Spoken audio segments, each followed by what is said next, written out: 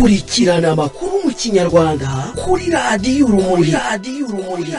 Amakuru ava impande enye z'isi yose, amakuru acukumbuye, amakuru yuzuye ubusesenguzi, nta handi wayasanga uretse kuri radiyo Urumuri.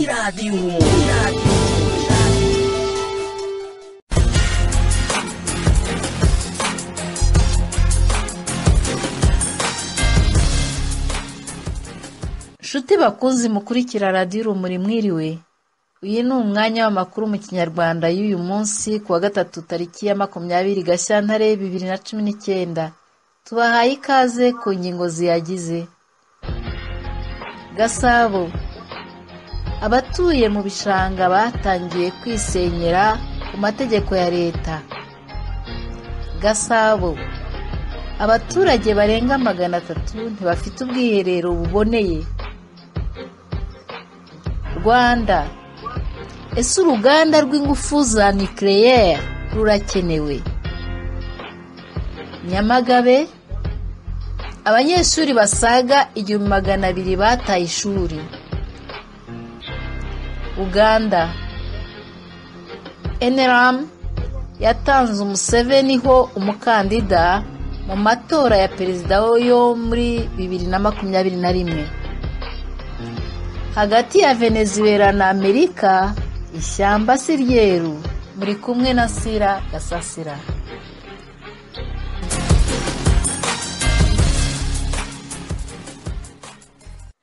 Gasabo, abatuye mu bishanga batangiye kwisenyera ku mategeko ya leta. Abatuye mu bice bivugwa ko biri mu bishanga batangiye kwisenyera ejo kuwa kabiri, babitegetswe n'inzego z'ubuyobozi.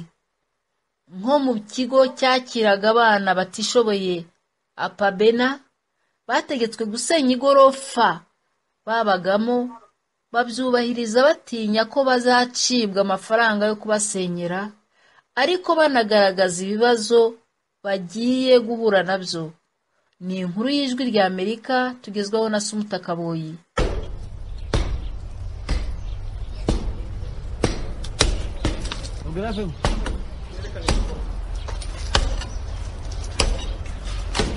Uru ni urusaku rw'amapiki, amasuka ndetse n'ibitiyo mu gikorwa cyo gusenya inyubako y'ishyirahamwe Apabena ryita ku bana batishoboye. Izi nyubako zubatse ahitwa ku Kinamba mu karere ka Gasabo, zahashyizwe kuva mu mwaka w'1995 n'ishyirahamwe ry'ababyeyi ryari rigamije kwita kuri aba bana batagira kivurira.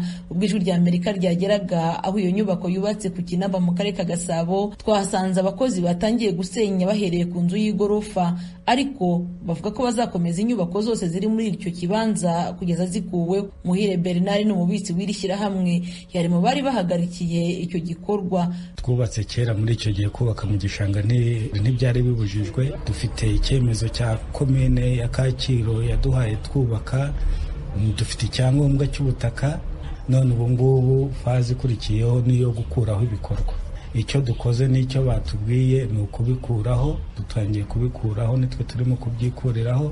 N'abo bana dufasha n'ubu bari ku mashuri bazaza, yenda sinzi uburyo tuzabokipa kugira ngo badahungabana. Nk'abana twarihiraga bari bariho kubera Apabena. Kubireba birakomeye, ariko burya kwisenyera biragoye. Ni ikintu kigoye kuvuga ngo urisenyera ububabaye, warubatse bikugoye, warangiza ukisenyera ku yandi mafaranga. Iri shyirahamwe rihangayikishijwe n'aho abana bagera kuri 35 barihiraga ubu bari ku mashuri, aho bazerekeza umunsi baje mu biruhuko. Izi nyubako ziri shyirahamwe Apabena ba nyirazo bemeza ko zari zifite agaciro kagera kuri $500,000 ubaze mu mafaranga y'u Rwanda. Abagize iri shyirahamwe bemeza ko bahombye inshuro ebyiri, kubura imitungo yabo ndetse no gutakaza akazi ku bari basanzwe bakorera iri shyirahamwe. Kuva ku itariki ya mbere buri mukozi wese wakoraga ahangaha afite ibaruwa imumenyesha yuko ahagaritswe. Icyo cyo ni icya mbere ko abakozi batakaje imirimo. cyane cyane ko naho bakoraga ibikorwa bakoragamo byabyaraga inyungu zavagamo ibihembo byabo n'ibifasha n'ibituma umuryango ugera ku nshingano zawo already birahagaze. Rero ni ngombwa ko n'abakozi bahagarara icyo gihe nabo bagomba kubyakira. Nubwo hari bamwe mu batuye mu bishanga batangiye kwitegura kwimuka ndetse bakabikora rimwe na rimwe ntawe ubahagarikiye, hari abandi bagitsimbaraye ku mitungo yabo bavuga ko badateze kwimuka nubwo abayobozi badasiba kubibabwira. Tugiye kumatwa ngo ku itariki 31 unazagira umuntu n'umwe kuva Kiruhura kugera inaha hose ngo abantu bose bazaye bagiye, ngo uzaba atarahaguruka ngo agende ngo bazazana imashini izihasenye, nimara kubisenya ngo twishyure ya mashini, utishyuye ngo ajye muri gereza ajye gufungwa. Ubwo twebwe imigambi dufite niyo kwimana ibyangombwa by'imitungo, bazaze babidusenyere hejuru cyangwa badute muri Nyabugogo nta kindi. Ariko ni mu gishanga niho nashakiye, none ko nashakiye umugabo nkuri araza azana umuyobozi w'umudugudu, azana ngo n'abaraba bita manupawa baraza baransenyera.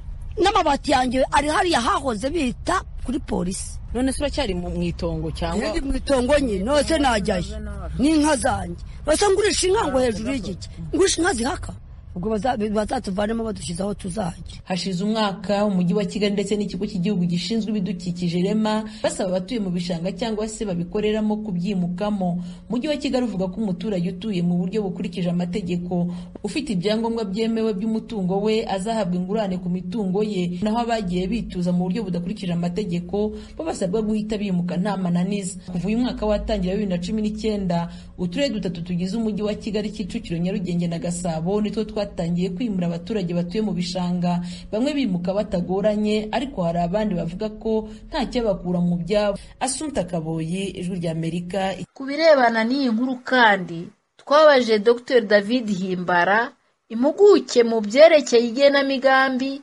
amajyambere, ubukungu n'imibereho myiza y'abaturage, atubwira uko abona icyo kibazo cyo gusenyera no kwimura abantu. Ikiganiro yagiranye na Celestin Sebahire, umunyamakuru wa Radio Urumuri. Mu Rwanda hari igikorwa kirimo kihaba cyane cyo gusenyera abantu baratuye mu mujyi wa Kigali, cyane cyane abantu batuye mu bishanga. Numvishije hari abantu numvise kuri radio Ijwi ry'Amerika abantu rwose barimo babogoza, barimo kureba uko harika. Hari nk'ikigo cyacumbikiraga abana cyagifasha abana nyine batishoboye, cyavuga kiti ubu ngubu abana bacu twafashaga bari ku ishuri ntabwo tuzi aho bazajya nibaramuka batashye. Hari n'ubwose n'umubyeyi rwose wumvaga nawe byamuyobeye ati amabati yanjye barayatwaye ubu ngubu bari kuri house kuri polisi. Kiriya gikorwa cyo gusenyera abantu cyo mu kivugaho iki? Biriya ni ibintu by'amafuti na bya propaganda baba bashaka kwerekana ngo bariho batangiye gusevinga environment ngo bavana abantu mu bishanga n'iki. Ariko niba iriya leta ishaka kwerekana ko ikunda environment, yabanje ikubaka storage system. Uriya Kigali umujyi wa hafi 2 miliyoni nta storage system ihaba. Iyi imvura yaguye iragenda ikamanura ibitaka byose bikica n'abantu. Iyo storage system sinzi uko twabyita mu Kinyarwanda, no gucanoringa amazi ngo kubaka za ruhurura nziza zitwara amazi neza, na yaba amazi y'imyanda yaba amazi y'imvura nyine akayoborwa neza ntajye mu baturage cyangwa se ngo asenyere abantu. Voilà. Ibyo bintu ibyo ngibyo ngewe babivuze nkino mu Rwanda muri za 2008. None hashize imyaka 10. Niba berekana ko bakunda environment se babanje bwakora ibyo ngibyo, hanyuma ibyo byageramo bakimura abantu. Mbese nibya bintu byo ugerageze ubishyirira mu Kinyarwanda. Icyo mu Cyongereza twita ngo putting a horse before the cart. Wabyabyiti n'ubukora ibintu macuri muri makeya ngenekereje. Ubundi iyo ufite hose ikurura ibintu, hose nijya imbere gakurura ibintu. ariko noneho barashaka bashyize ibintu imbere ya hose. Ubivuze mu kinyarwanda nuko wenda mu kinyarwanda tutabona nufata ifarasi ikurura nyine imodoka, noneho imodoka bari ikiri imbere, ifarasi ikayi inyuma y'imodoka, kandi imodoka ifarasi ari igomba gukurura nyine iyo modoka nyine. Ni mpamvu nyine navuze ko gukora ibintu nyine macuri nyine. Yego, ibintu byo guhuka baba bashaka kwerekana ko ari igitangaza. Mbese ni nka biniya byo ku airport bavana kuri buri muntu winjiye mu Rwanda, bakamwambura again ubinjiriye mu Kinyarwanda, bakamwambura plastic paper ngo berekane ko bakunda environment. Ntabwo ari byo, ni propaganda. Ukunze environment nyine ugira master plan ukabikora, bikabanza nyine kuri plan yo gukora ibintu binini bya nyabyo, nk'ibyo twari tuvuze. Bagenda bagakora akantu kamwe ngo berekane ko ari igitangaza ku isi, ariko nibyo ni ibintu byo kubeshya. Ariko nge wenda ikibazo nanakwibaza, iyo urebye abaturage barimo kwimura baravuga ngo ntibavemo gusa, abashobora ngo bisenyere, nibatisenyera ngo leta irazi basenyere, nirangiza inabishyuza amafaranga ajyanye n'ukuntu nyine yaje kabasenyera. Ariko ntabwo barimo kubabwira aho bajya, nta kintu kitwa ingurane barimo kubaha, cyane cyane ku bantu bavuga ngo batari bafite impapuro ariko bari bahatuye, bagaragara bamaze imyaka bahatuye, none nta ngurane.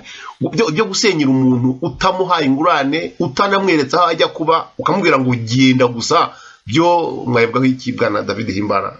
Ibyo ni ijambo rimwe gusa, n'ubugome gusa, nta kindi nakongeraho ikisi. Ni ya leta, ubundi leta ni iy'abaturage. Iyi ni ya leta nyine, ntabwo ari iy'abaturage. Ni leta nyine yanga abaturage. Nabivuga nakongeraho ikisi.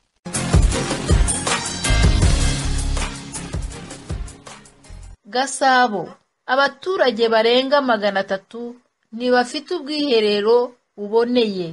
Umuyobozi bw'akarere ka Gasabo bwasabye abafatanyabikorwa ndetse n'urubyiruko kubafasha kubakira ubwiherero abaturage 318 batishoboye.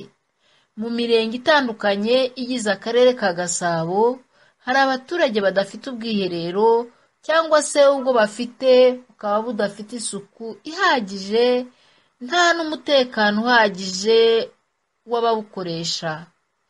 Umwe mu baturage bo mu murenge wa Jabana yabwiye Igihe ko afite umuryango w'abantu 7 ariko bakaba bakoresha ubwiherero budasakaye kuko yabuze ubushobozi. Ati, ndi mu cyiciro cya 2 cy'ubudehe, nabuze ubushobozi bwo kubusakara, dutangira kubukoresha budasakaye, nta nubwo bufundikiye. Mbonye nk'inkunga y'amabati nabusakara, kuko iyo imvura yaguye kubujyamo aba ari ikibazo. Ubwo hatangizwaga ubukangurambaga ku isuku n'umutekano mu karere ka Gasabo, umuyobozi wungirije w'aka karere ushinzwe imibereho myiza y'abaturage, Nyirabahire Rangwida, yavuze ko basabye abafatanyabikorwa ubufatanye mu gushaka umuti w'iki kibazo.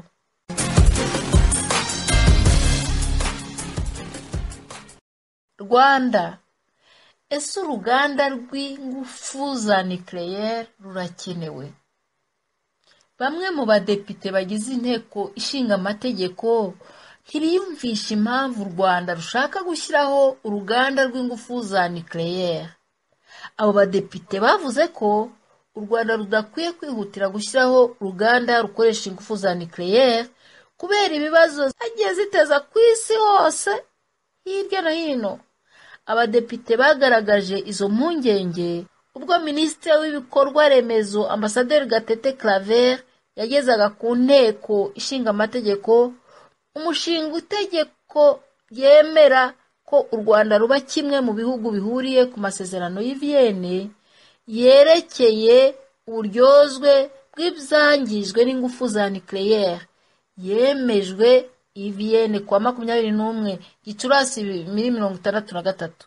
Ambasaderi Gatete yabwiye abadepite ko aya masezerano afasha ibihugu kugira ngo uburyo buboneye bwo kurengera abagirwaho ingaruka z'impanuka zishobora gutezwa na nucleaire.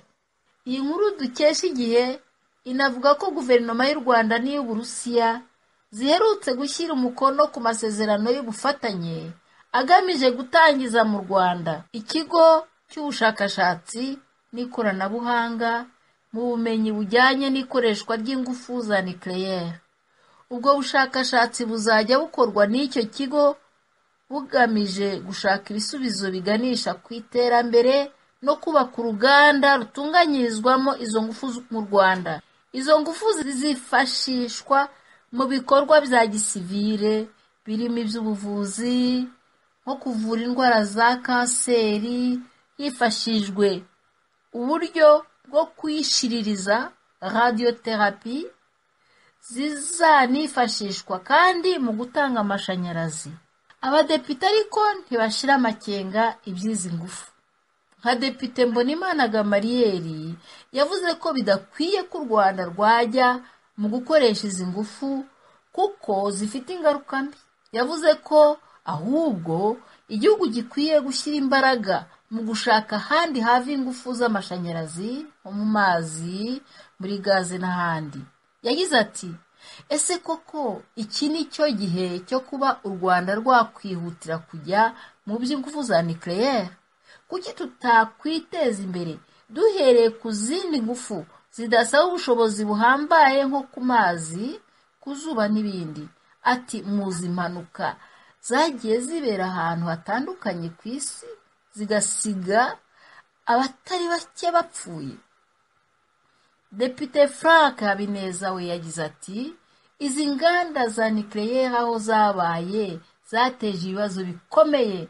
Murabizi nk'ibyabaye ahitwa Chernobyl muri Ukraine cyangwa Fukushima mu Buyapani. Iyo izi nganda zishaje kugira ngo bazikureho birahenda. Ubu mu bihugu byinshi birimo n'iby'i Burayi barimo kuzireka n'ibyashaje, barimo kureba uko babisenya burundu. Yavuze ko izi nganda zitakigezweho kuko zifite ingaruka mbi ku buzima bw'abantu, ku gihugu no ku baturanyi. Ambasaderi Gatete we yavuze ko kugeza ubu bimwe mu bikoreshwamo nucleaire byamaze kugera mu Rwanda, ko ahubwo igikenewe ari ukureba uko byagenzurwa. Yagize ati ntabwo wareka gushyiraho icyuma kivura kanseri kubera ko gikoresha ingufu za nucleaire. Ntiwareka gukora ubuhinzi bwa kijyambere kubera ko bukoresha nucleaire. Ambasaderi Gatete yavuze ko mu gihe kiri imbere u Rwanda ruzaba rukeneye nka megawati 5,000. Ibyo bikaba bizasaba ko hubaka uruganda rubyara ingufu za nucleaire. Uyu mushinga w'itegeko wajyanywe muri komisiyo kugira ngo abadepite bakomeze kuganiraho ndetse bahabwe ibindi bisobanuro. Radio Urumuri ikimara kubona iyi nkuru yashatse umwe mu badepite bari muri iyo nama, Honorable Frank Habineza, imubaza icyo atekereza ku ruganda rubyara ingufu za nucleaire mu Rwanda. Ni ikiganiro yagiranye na Celestin Sebahire, umunyamakuru wa Radio Urumuri. Nagira ngo mubaze mu magambo avunaguye ibyerekeranye n'uwo mushinga w'itegeko abadepite barimo kwibaza bafite impungenge bavuga bati ntago twumva ukuntu u Rwanda rwakwihutira gushyiraho ingufu zishingiye kuri nucleaire. None Dr. Frank Habineza mwaba twumva? Yego ndabumva. Murakoze rwose kuba mwemeye guha Radio Urumuri kano kaganiro. Nagira ngo mbabaze ese ko nabonye mwavuze muri ya mushinga w'itegeko muvuga muti umushinga ufite ingorane washobora guteza ku gihugu nk'iyo habaye cyane cyane nk'abyabaye Fukushima, byabaye no mu Burusiya. Ese murabona mwebwe murabona mute uriya mushinga, murabona mute muri makeya bwana Dr. Frank Habineza? rwose murakoze nibyo koko uwo mushinga w'itegeko waraza leta yarawuzanye guverinoma yawuzanye mu nteko ariko mu by'ukuri tubona twebwe igihugu cy'u Rwanda tutaragera ku rwego rwo kuba twatangiza gahunda zijyanye n'izo mbaraga ingufu za nucleaire kubera ko ubundi assurance batanga ni miliyoni 5 z'amadolari kandi itegeko ndi assurance ya miliyoni 5 z'amadolari yashyizwe muri 1963 yarafunze amasezerano yo muri Vienna n'iryo tegeko bashaka ko twemeza amasezerano ya Vienna ukareba miliyoni 5 z'amadolari zo muri 1963 noneho tugeze kuri 2019 ni imyaka myinshi cyane imaze kurenga ugasanga agaciro kayo katangana ni ukuvuga ngo agaciro ka miliyoni 5 z'icyo gihe nawe ko agaciro k'iki gihe turimo ni ukuvuga byikubye inshuro nyinshi cyane bigaragara yuko haramutse habaye n'ikibazo turwo ruganda ruramutse ruturitse nk'uko byaturitse muri Chernobyl muri Ukraine n'ubuvugiro byari mu Burusiya ndetse n'ejo bundi byabaye muri Fukushima mu Buyapani ubona yuko ingaruka ziri nini cyane ndetse zishobora gufata na miliyari zirenze 100 cyangwa miliyoni zirenze 100 z'amadolari kugira ngo wangare n'ingaruka z'ibyo bibazo rero mu Rwanda ntabwo twabona turagira izo mbaraga cyangwa ubushobozi bwo kuba twahangana n'ibyo bibazo by'izo ngufu ndetse kandi ntabwo turanagira ahantu twavuga yuko twarangije gukoresha izindi mbaraga zose zatunaniye ntabwo turakoresha imbaraga zijyanye n'amazi uwo muriro uvuye mu mazi ngo bibe byatunanira cyangwa se imirasire y'izuba cyangwa se iziva ku muyaga ndetse dufite na gazi metani mu kivu turacyafite ubushobozi bwinshi cyane kuba twakoresha twashakisha kugira ngo tubone izindi ngufu zafasha igihugu kuko tutagera kuri nucleaire kuko nucleaire ahantu hose ikunze kuba hose ubona iteza ibibazo kandi ibibazo bikagira ingaruka imyaka myinshi cyane birenga n'imyaka 20-30 abantu hari n'igihe ishobora no kwica tuvuge umujyi wose ugashira ndetse n'indi ntara yose y'abantu bose bagashira n'inzu zose zigashirira byose bigashira ni ukuvuga ngo turabona yuko ni ibintu n'ubundi ntabwo ari ibintu bifasha nuko n'ibidukikije kandi ariko bikica n'ubuzima bw'abantu twumva ko mu gihugu cyacu ntabwo turaba turi ku rugero kuba twakwakira uruganda rwa nucleaire cyangwa gutangiza izo ngufu zijyanye n'iyo nucleaire.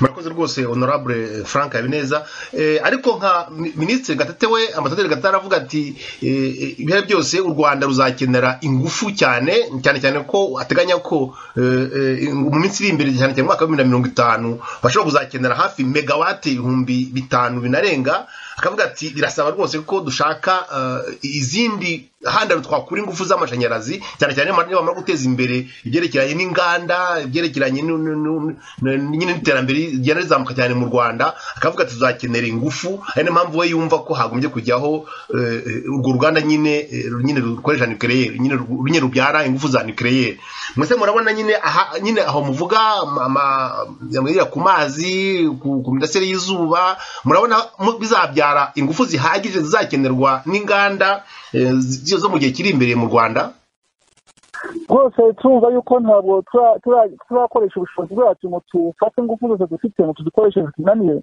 ahubwo turacyafite ubushobozi bwo kuba twakoresha n'umuriro uvuye mu mazi ntabwo turashobora kuba twawufata wose ndetse n'iya gazi matani iri muri Kivu nayo iracyari nyinshi ntabwo turanayikoresha hari n'imbaraga ziva ku muyaga byose ntabwo turakora ubushakashatsi tubone ko byananye njyewe mfite ibimenyetso yuko n'umuriro uvuye ku muyaga nawo waboneka mwinshi cyane ni ukuvuga ngo ntabwo turagira kubera kuvuga ngo n'ibindi byanze niyo byakwanga hariya muri Congo bavuze ko hari ubushobozi bwo kuba havayo umuriro ushobora gufasha Afurika yose n'abaturanyi nawe ushobora no kuba twawugura no muri Congo ukadufasha ndetse ukanarenga ko numvise n'abandi bawushakaho muri Afurika y'Epfo n'ahandi hose kandi tuba turaturanye cyane ku buryo mu byo tutatekereza ibintu bishobora kurimbura igihugu cyose wumva ngo nucleaire urebe igihugu cyacu cy'u Rwanda ukuntu kingana 24,000 kilometers dufite ni ukuvuga ngo kiriya kibazo cy'ubufite cy'ikwicurwa rwose ugasanga burashize Frank Habineza nagira ngo mbabaza kandi akabazo k'amatsiko se iyo mubirebye byerekeranye n'ingufu z'amashanyarazi mu Rwanda muri kino gihe murabona bihagaze gute iriya mibare badutangariza yuko abanyarwanda hafi ya bose bazaba bafite amashanyarazi mu mwaka utaha murabona bizashoboka ntabwo bihagaze neza ariko ntabwo turarangiza gukoresha ubushobozi bwacu kugira ngo kuko turahari imishinga myinshi cyane yakorwa harimo iriya Rusumo umuriro ugomba kuva kuri ya damu ya Rusumo nayo ntabwo turawubona ni ukuvuga ngo hari byinshi byakorwa kugira ngo tubone umuriro kandi bimwe biri mu nzira leta yabishyiramo imbaraga rwose bigakunda. Murakoze rero rwose, reka ko bafatiye cyanyu kirekire rwose, murakoze, ndabashimiye cyane, umunsi mwiza kandi.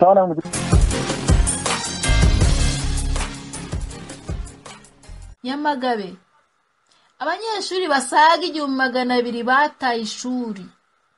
Itsinda rya Minisiteri y'Uburezi ryari rimaze ibyumweru 2 rikora ubugenzuzi ku bibazo bibangamiye ireme ry'uburezi, ryagaragaje ko mu bigo 36 ibyo mu karere ka Nyamagabe hari abana barenga 200 bataye ishuri muri 2018. Byasanze zimwe mu mpamvu zituma abana bava mu ishuri harimo gusibizwa, kwirukanwa kwa hato na hato, ibibazo by'ubukene bituma bava mu ishuri bakajya gukora mu cyayi, kurinda umuceri, gucukura amabuye y'agaciro n'ibindi. Dr. Habimana Theodore, ushinzwe ibipimo ngenderwaho mu kigo cy'igihugu cy'ubumenyingiro wari uhagarariye iri tsinda, yasabye ubuyobozi bw'akarere ka Nyamagabe gukurikirana aba bana bagasubizwa mu ishuri mu gihe cya vuba. Yagize ati, turasaba ubuyobozi bw'akarere ko harwanywa ikintu cyitwa guta ishuri. Mu nteko z'abaturage ziba buri wa kabiri, bamenye aho buri mwana ari. Umwana agomba kuba ari mu ishuri, bamenye ko ari mu ishuri. Umwana uwo ari we wese bamukurikire, bamenye aho ari. Ntihagire umwana uri mu kigero cyo kuba ari mu ishuri ngo usange arimo gukora ibindi. Umuyobozi w'akarere ka Nyamagabe Uwamahoro Bonaventure yabwiye Igihe dukesha iyi nkuru ko bagiye gukurikirana iki kibazo, kandi umwarimu uzajya agaragaraho ko adindiza ireme ry'uburezi azajya afatirwa ibihano. Yagize ati, nta mpamvu yagombye gutuma umwana ava mu ishuri yamaze kuhagera. Icyo tugiye gushyiramo imbaraga ni ugufasha ku buryo abana bose bava mu ngo aho bari bakajya ku ishuri.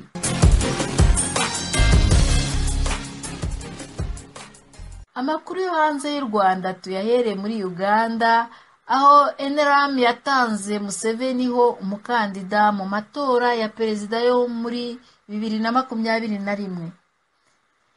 Ishyaka riri ku butegetsi muri Uganda, National Resistance Movement, ryemeje perezida Museveni Yoweri w'imyaka 74 nk'umukandida waryo mu matora ateganyijwe muri 2021 muri manda ya 6. Ibyo byemerejwe mu mwiherero w'abayobozi bakuru ba NRM wari umaze iminsi 5 uyobowe na Museveni ubwe. Iyi nama yatangaje ko yanyuzwe n'icyerekezo igihugu kirimo muri iki gihe. Imyanzuro ikomeza igira iti, hashingiwe ku byagezweho mu myaka 2 n'igice ishize muri iyi manda,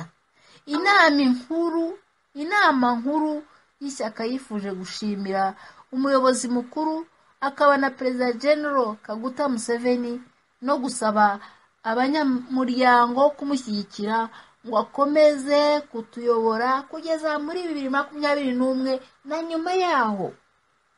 Uyu mwanzuro wafashwe nyuma y'uko mu Kuboza 2017 Inteko Ishinga Amategeko yemeje ivugururwa ry'itegeko nshinga ikuramo imyaka perezida wa Uganda agomba kuba atarengeje. Mbere rikaba ryarateganyaga ko atagomba kuba arengeje imyaka 75. Kugeza n'ubu urukiko rw'ikirenga rwa Uganda ruracyarimo kumva icyifuzo cy'abasaba ko ingingo igena imyaka ntarengwa ya perezida yasubizwa mu itegeko nshinga. Muri iki gihe Museveni yagiye ku butegetsi muri 86 ari mu bihe bikomeye by'ubutegetsi bwe, aho anengwa na bamwe mu baturage kuba igihugu cyaradindiye mu iterambere ndetse akaba nahanganye n'abatavuga rumwe nawe barimo urubyiruko rurangajwe imbere na Depite Bobi Wine uherutse kuvuga ko arimo gusuzuma niba aziyamamariza kuyobora Uganda muri 2021.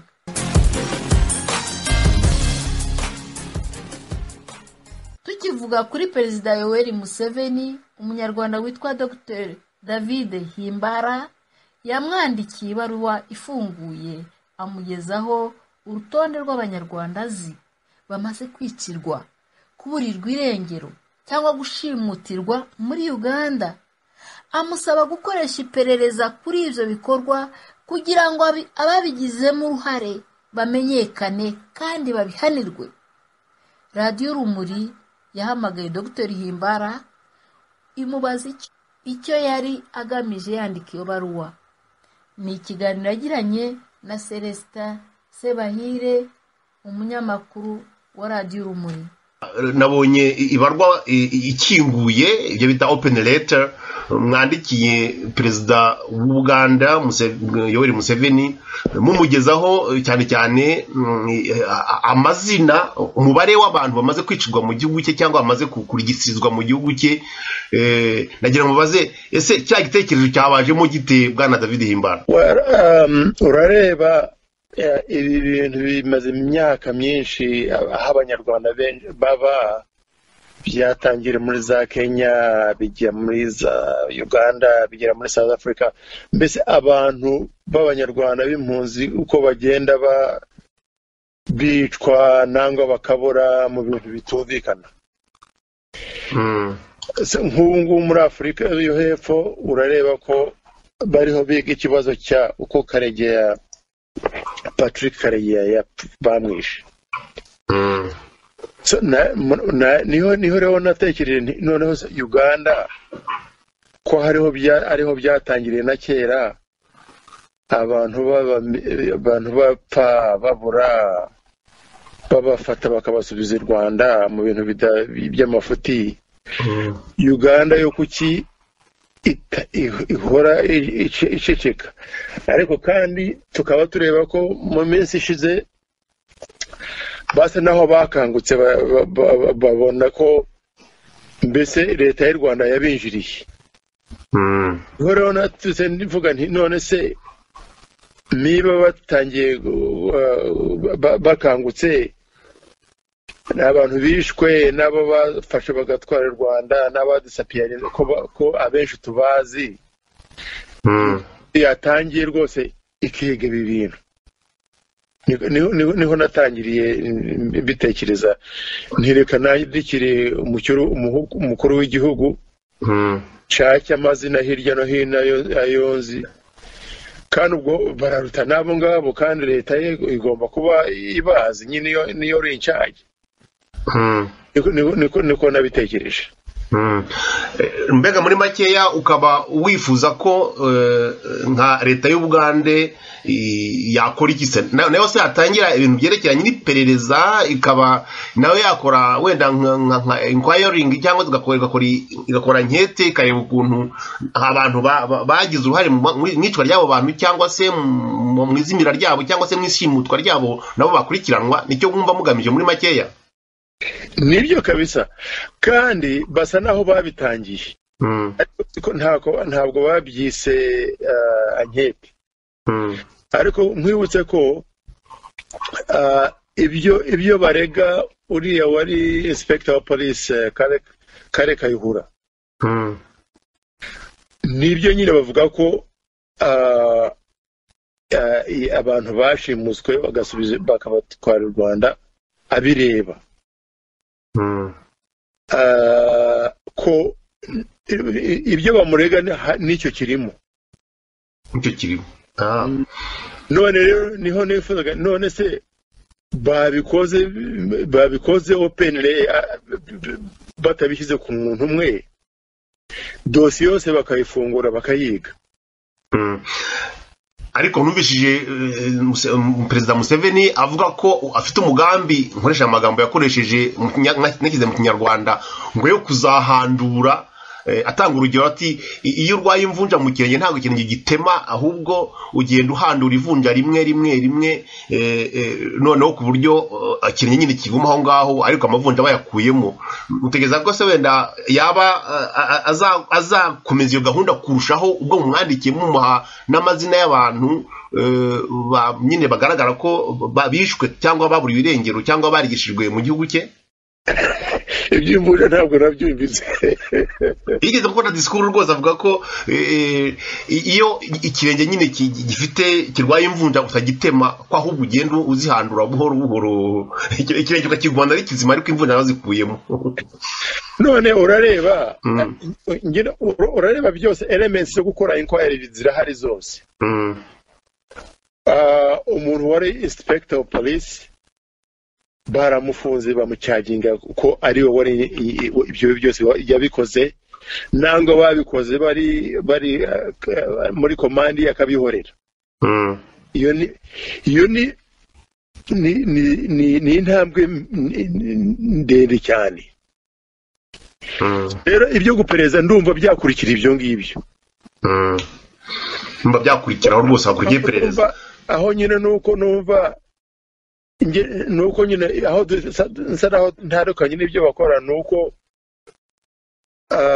basa naho babikora kuri case y'umuntu umwe. Tukaba twifuza ko nyine haba proper investigation bikaba binini nyine byose bigasohoka kandi bisa naho basohoze bisohoka, ariko ntabwo ari ngo gasohoke ari akantu kamwe ari akavunja kamwe nyine nk'uko bivuze. Yaba investigation nyayo nk'uko handi biba no muri Uganda birahaba. Anyway niko natekereje niko nabitekereje. Ibyo mbwiye ntabwo nari nabyumvise ngewe by'inoze byo guhandura.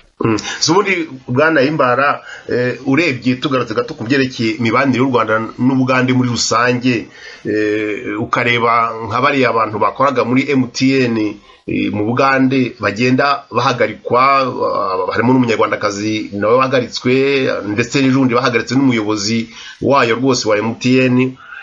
Bakavuga ko mu by'ukuri rero usanga babashinja ko ngo bashobora kuba ngo barabangamiye imikorere myiza ya MTN, ariko iyo usesenguye nyuma usanga nta kindi kintu kihishe inyuma buriya wenda ibintu byerekeranye no kuneka n'iki ntago we ntacyo biziho.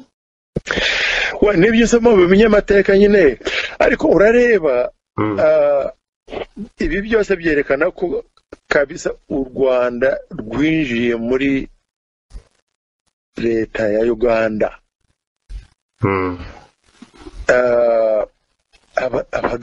Uganda isa naho ibyihorera. None ibyo tugenda tubona ni akantu kamwe kagenda kavamo akandi gatya. Iyo mbese picture yose ntago tuyibona, ariko birerekana ko kabisa u Rwanda yinjiye, mbese reka mbivugene kugira ngo igihugu cyinjire mu kindi kigende gikoreshe inspector wa polisi yose. Urumva atari igitangaza? It is incredible. Ntabwo byoroshye. Yeso utwo twose rero twa MTN ibyo ni utuntu dutoya. Ikindi uko u Rwanda rwaje rugafata security organ y'igihugu cya Uganda. Icyo bivuga hari icyarenga ko wagenda ugafata polisi y'igihugu. So igitangaza ahubwo ni amarorerwa. Niko nabivuga ngewe. Vuba ngaha nabonye umwana ndetse niba byari mu rwego rw'urwenya muvuga muti u Rwanda rwa rugiye kuba ku rukuta ku mupaka warwo n'Ubugande. Ese ubona ko ku ruhande rw'u Rwanda bo ubona ibyo bintu babikurikiranira hafi bati ubona babyitwaramo bati ubona nubwo urimo kuvuga nyine ko u Rwanda ari rwo nyine rusa nkaho rwinjiriye Ubugande, bo ku ruhande rwabo ubona babyitwaramo bate kuko nabo ku ruhande rwabo nabo bavuga ko Uganda ngo icumbikiye abantu barwanya ubutegetsi ndetse bakavuga ko bashobora kuba bashyigikiye n'imitwe ngo ishobora guhungabanya umutekano mu Rwanda nabo niko bavuga bari ku Uganda ko nabwo nyine buhungabanya umutekano w'u Rwanda. U Rwanda na Uganda binyibutsa nuko Kinyarwanda cyane kitari shyashya ariko kugira ngo hari umugani ngere wamfasha ukawunyibutsa. Hari umugani uvuga ngo mbese intare ikwicura umuntu akaba ariyo ingwe ikurira umwana ikakurusha uburakari. Aha sinoro ngo ushaka kuvuga ije kuvuga reba rero ahubwo nyine nabishyiramo n'urwenya nagashishi kaje kica umwana w'inzovu noneho ako gashishi kagira umujinya kurusha inzovu urwenya umugani wawe. So reba agahugu ka Rwanda ukageranije na Uganda ni gatoya. Uganda ni igihugu gifite miliyoni 50. Rwanda ni miliyoni 12. Economy ya Uganda GDP ifite ni nka 30 billion. U Rwanda ni 9. Nta gashishi. None karaje karayirya. None iyo nzo bitangiye kubyuka bimenye iravuga ati wa muntu we va mu bintu byanjye akagira umujinya niko kirirwa kavuze induru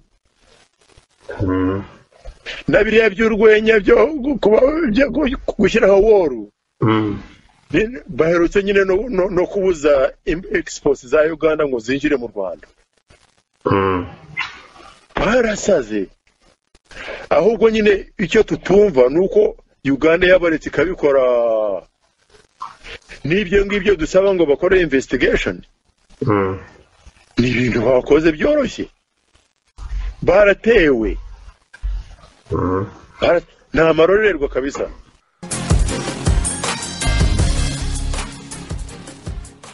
Hagati ya Venezuela na Amerika ishyamba se ryeru nyuma y'aho Perezida Donald Trump avugiye ko inzira zose zishobora gukoreshwa hagamijwe kuvanaho ubutegetsi buriho muri Venezuela.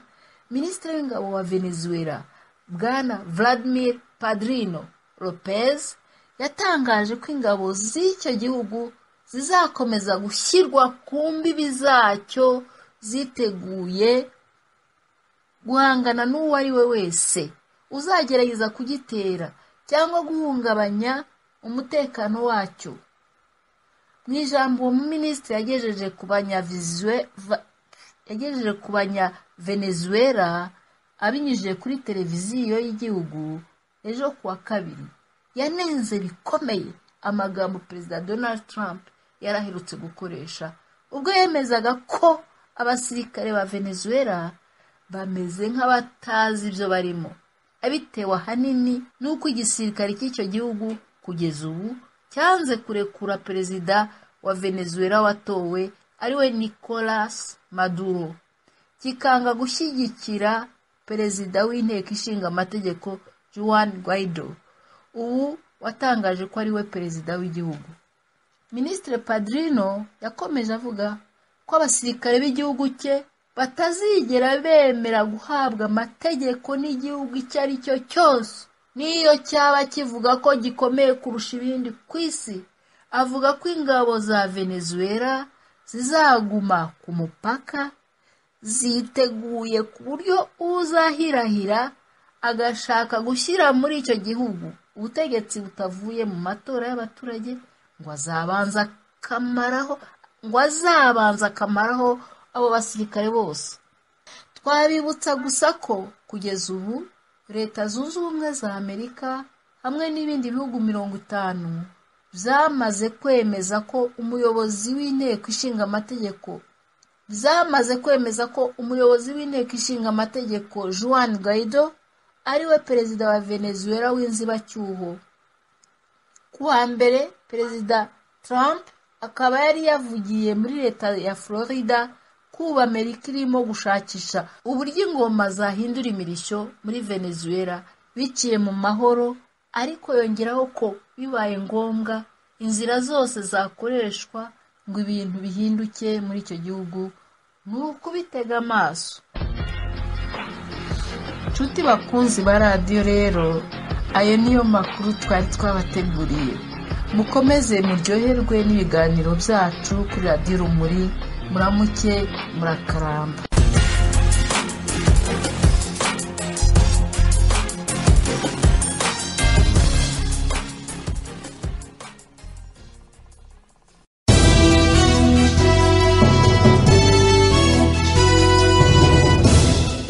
Kurikirana amakuru mu Kinyarwanda kuri radiyo Urumuri. Amakuru ava impande enye z'isi yose. Amakuru acukumbuye, amakuru yuzuye ubusesenguzi, nta handi wayasanga uretse kuri radiyo Urumuri.